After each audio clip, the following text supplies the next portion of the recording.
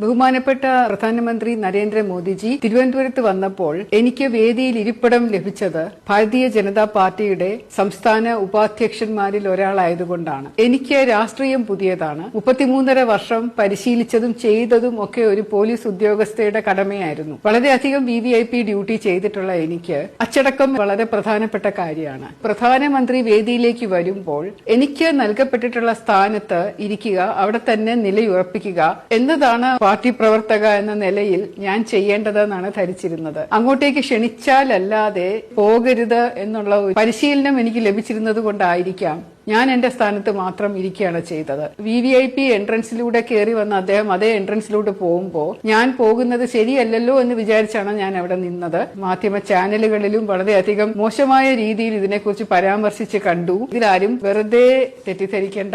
ഞാൻ നിങ്ങളുടെ സ്വന്തം ശ്രീലേഖ, എപ്പോഴും BJPക്കൊപ്പം.